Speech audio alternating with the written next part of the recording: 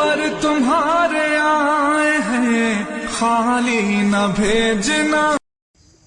حضرت سید مرشد پیران قادری گلیم شاہ قادری کا یہ 55واں عرس ہے. 1966 میں حضرت کا وصال ہوا، وہاں سے لے کر یہ 2022 یہاں کوئی 55واں عرس حضرت کا ہو رہا ہے. آج تک یہ ایک سال بھی رکا نہیں ہے. میرے والد ابا جان رحمۃ اللہ علیہ کو جب سے یہ معاملہ نصیب ہوا حضرت کے عرس کا معاملہ، یہ ایک سال بھی ناغا نہیں کر رہے ہیں. آج تک لاک ڈاؤن میں بھی، لاک ڈاؤن کے چلتے بھی مختصر انداز سے جیسا ہو سکا ویسے یہ عرس کے معاملے کو آ کر مختصر حاضری دے کر ادا کر رہے ہیں. یہ ایک سال بھی نہیں روکے ہیں. کہ اللہ رب العزت کا لاکھ لاکھ شکر ہے کہ یہ سعادت بہت سارے مرید ہیں، بہت سارے خلیفے ہیں. حضرت نے جسے اپنے حیات میں جسے اپنا جانشین ساری ذمہ داری 11ویں شریف کو ہو، اپنے مقام کی ہو، دینے کے بعد یہ ایک دن بھی حضرت کے عرس میں ناغا نہیں ہوا، کوتاہی نہیں بھی، رکا نہیں، باقاعدگی کے ساتھ آج تک بھی چلتا ہے. انشاءاللہ جیسے ان کے مریدین متقین بڑھتے رہیں گے، آئندہ بھی آگے بھی انشاءاللہ اللہ چاہا تو چلتا رہے گا. آمین. حضرت مالک بن دینار فرماتے میں نے 60 حج کیے. ایک حج کے موقع پر میں نے بڑا رش دیکھا، لاکھوں کا اجتماع ہوا. میری باتوں کی سمجھ تو آ رہی ہے نا آپ دوستوں؟ جو نہیں بول رہے انہیں بھی آ رہی ہے نا؟ اللہ جزا دے.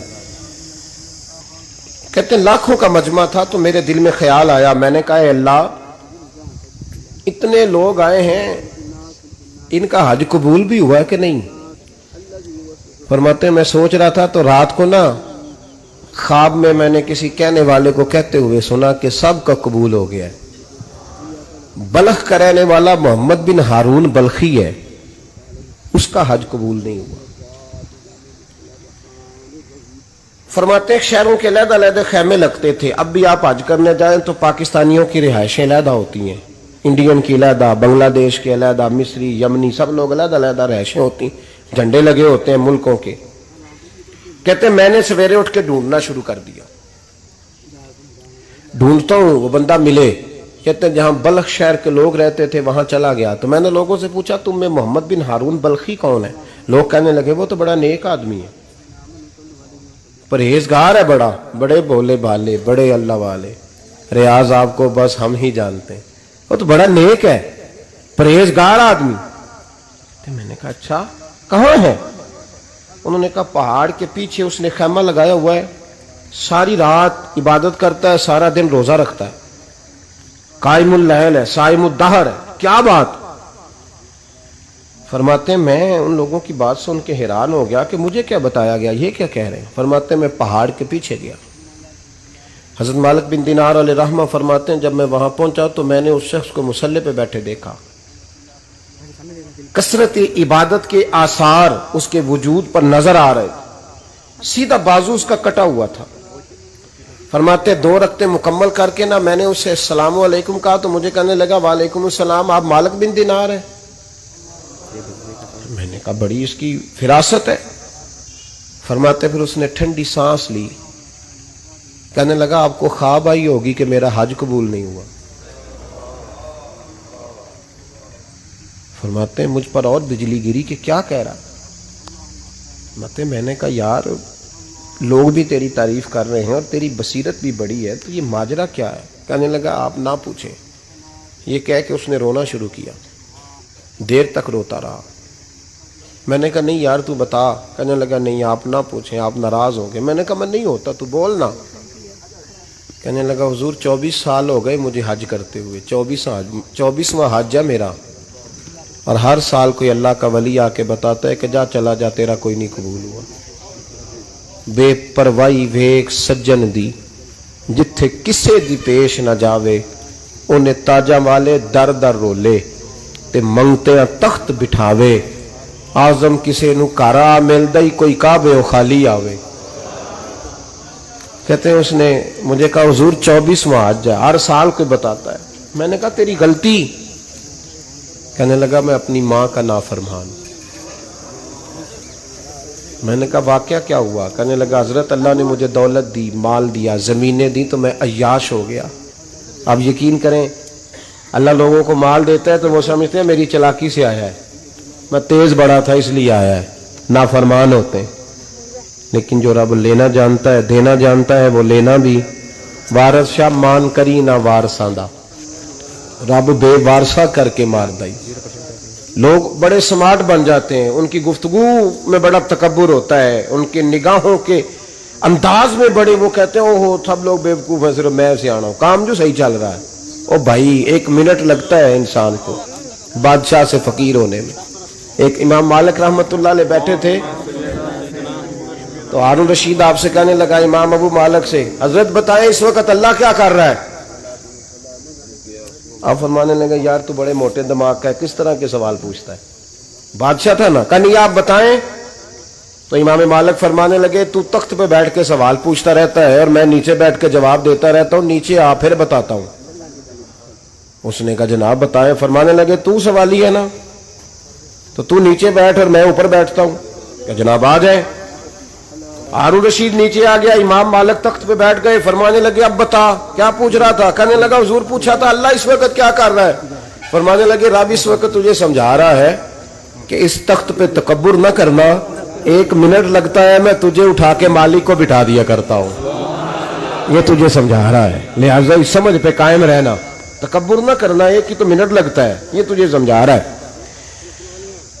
तो वो शख्स कहने लगा मोहम्मद बिन हारून बल्खी इमाम मालिक बिन दिनार से कि हुजूर बड़ी दौलत थी तो मैं अय्याश हो गया था, रमज़ान का महीना था, अम्मा तंदूर में रोटियां लगा रही थी, मैं शराब पी के घर आ गया।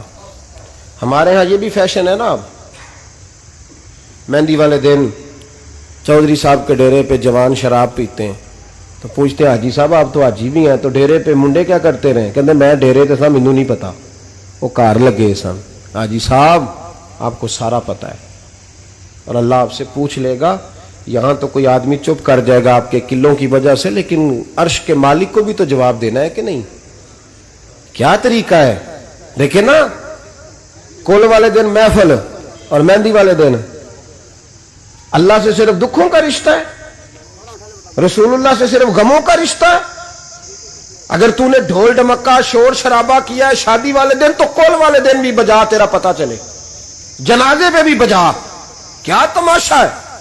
मजहब सिर्फ रस्म है, जरूरत है, कोई मर गया तो कुरान पाक खोल लो, बाकी जो मर्जी करो। हज भी कीती जांदे हो, लहू भी पीती जांदे हो, खो के माल यतीमां दा भेज मसीती जांदे हो, फट दिलां दे सींदे नहीं, टोपियां सीती जांदे हो, नफ्स ते छुरी फेर दे नहीं, बकरे कीती जांदे हो, फर्ज भुलाई बैठे हो, नफला नीती जांदे हो, ओ दसो ते सही बुल्ले नू ए की कुछ कीती जांदे हो, ओ दसो ते सही बुल्ले शाह नू की कुछ कीती जांदे हो। कोई तरीका है? कोल शरीफ पे मौलवी साहब तशरीफ लाइएगा, अब्बा जी के कोल है, तो मैं तो कहता हूं बजा ना बैंड बाजे वाला आज भी, तेरा पता चले। तो ये दो काम कैसे होते हैं? तो किस तरह 2 कश्तियों का समझ नहीं आती बात की। मैं तो जाता ही नहीं बैंड बाजे वाली शादी पे, मैं कहता जिनको मर्जी पढ़ा लो, ने कहा हमसे नहीं 2 काम होते, अल्लाह रोजी देने वाला है, एक ही करते हैं, 2 रंगी छोड़ के यक रंग हो जा, सरासर मोम हो जा या संग हो जा, मौज करो। हम इस चक्कर में पड़ते ही नहीं, हम वो रास्ता ही छोड़ देते हैं जो हमारी तबीयत के मुताबिक नहीं होता, बस खत्म हो गई बात। इसलिए गौर करें और याद रखें इस बात को। इमाम मालिक बिन दिनार रहमतुल्लाह अलैह फरमाते हैं मुझसे कहने लगा पैसे आए तो मैं अय्याश हो गया, रमज़ान का महीना था, असर के बाद मेरी अम्मा इफ्तारी की तैयारी कर रही थी, मैं गया, मैंने कहा शराब पी हुई, अम्मा रोटी दे, तो अम्मा कहने लगी शर्म कर, शर्म कर, रोजा रखा नहीं तो जिन्होंने रखा है उनका तो ख्याल कर। कहते अम्मा की बात का मुझे गुस्सा लगा, मैं कहा करता हूं बदनसीब है वो बेटा जिसका बाप उससे बात करते हुए डरता है कि पता नहीं कहां से बोलेगा। बदनसीब नहीं वो बेटा जिसकी मां उससे बात करते हुए सहम जाती है कि पता नहीं कौन सी बोली बोलेगा। बदनसीब नहीं कि मां बाप भी जिससे खोल के बात न कर सके। हजरत मालिक बिन दिनार से कहने लगा अम्मा ने जब कहा ना शर्म कर, तो मुझे गुस्सा आया, मैंने मां को थप्पड़ मारा और मेरी मां जलते हुए तंदूर में गिरी। लोगों ने मुझे पकड़ के अंदर बंद कर दिया कमरे में, सारी रात मैं शोर सुनता रहा पर नशे में धोत रहा। सवेरे आंख खुली तो मेरी बीवी बैग बांध रही थी। मैंने कहा कहाँ जा रही हो? कहने लगी जो माँ का नहीं बना मेरा कैसे बनेगा। तो मैंने कहा मेरी अम्मा का, वो तो लोगों ने रात को दफन कर दी जनाजा पढ़ के। तड़प के कहने लगा मुझे क्यों नहीं बताया, تو کہتے ہیں لوگ کہنے لگے تیری مرتی ہوئی ماں کہہ گئی تھی اسے میرا منہ نہ دیکھنے دینا، میرے جنازے کے قریب نہ آئے۔ حضرت مالک بن دینار فرماتے ہیں جب اس نے یہ بات سنائی تو میں نے بھی اس کے منہ پہ تھپڑ مارا، میں نے کہا تو اسی قابل ہے۔ کہتے ہیں وہ رونے لگا، حضور دعا کرے اللہ مجھ سے راضی ہو جائے۔ کہنے لگا جب ماں کی انتقال کی خبر ملی تو میں نے کلاڑی لے کے وہ ہاتھ کاٹ دیا جس سے ماں کو مارا تھا، میں نے ساری جائیدادیں خیرات کر دیں۔ 24 سال ہو گئے، 24 سال ساری رات نماز پڑھتا ہوں، روزہ رکھتا ہوں، حج کرتا ہوں، پر ہر سال کوئی آ کے کہتا ہے جا دوڑ جا تیرا کوئی نہیں قبول ہوا۔ حضور دعا کرے مالک راضی ہو جائے۔ فرماتے میں تھپڑ مار کے آ گیا، میں نے کہا تجھ سے راضی ہو جائے اتنے ظالم سے؟ امام مالک فرماتے ہیں رات کو آ کے سویا تو مجھے خواب میں رسول پاک کا دیدار ہوا، تو نبی پاک علیہ السلام نے فرمایا مالک تو اسے مایوس کیوں کر آیا ہے، اللہ تو بڑا مہربان ہے۔ کہا حضور ماں کے نافرمان کو معافی کیسے ملے گی؟ تو امام مالک فرمانے لگے نبی کریم نے فرمایا جا اسے جا کے بتا دے تجھے قیامت میں تیری ماں کی وجہ سے بخش دیا جائے گا۔ کہا حضور اماں کی وجہ سے کس طرح؟ تو محبوب فرمانے لگے اس کی ماں قیامت میں اس کے خلاف مقدمہ دائر کرے گی رب کریم کی عدالت میں، اے اللہ میں نے 9 ماہ پیٹ میں رکھا، درد سہ کے اسے جنا، جگر کا خون پلا کے پالا اور اسی نے مجھے قتل کیا۔ رب کریم اس کی ماں کا مقدمہ سن کے کہے گا اٹھاؤ اس کو دوزخ میں پھینکو، اس نے ماں جلائی تھی اسے بھی جلاؤ۔ محبوب فرمانے لگے جب پکڑ کر کے مالک اس کو محمد بن ہارون کو لوگ لے جائیں گے نا جہنم کی طرف، ابھی فرشتے گھسیٹیں گے ہی تو پلٹ کے پھر اماں کی طرف دیکھے گا، اور دوسری دفعہ پھر گھسیٹیں گے تو پلٹ کے دیکھے گا، اور تیسری دفعہ پھر پلٹ کے کہے گا اماں یہ مجھے جلانے لگے، اماں یہ جہنم میں پھینکنے لگے۔ میرے حبیب فرمانے لگے وہ جل کے مرنے والی ماں وہاں بھی بول پڑے گی، کہے گی یا اللہ چل میں نے معاف کیا تو بھی معاف کر دے، اے اللہ میں نے معاف کیا تو بھی معاف کر دے، اللہ تو معاف کر دے اسے، اللہ تو اس سے درگزر فرما، اسے معاف کر دے۔ میرے محبوب پاک علیہ السلام فرماتے ہیں رب کریم کہے گا اس نے تجھے جلایا، تو کہے گی اللہ یہ تو بیٹا تھا اس نے جلا دیا، میں ماں ہوں میرے سامنے جلے تو میں کیسے برداشت کر سکتی؟ فرمایا اس نے جلا کے مارا تھا پر اسی ماں کی وجہ سے رب کریم اسے جنت عطا فرمائے گا۔ پلٹا پلٹا جا جا کے ماں کے پیروں میں بیٹھ جا، سویرے ان پڑھ باپ سے دعا کرایا کر، جا بالکل انگوٹھا چھاپ باپ سے صبح دعا کرایا کر، دیکھ رب کریم تیرے لیے رحمتوں کے دروازے کھول دے گا۔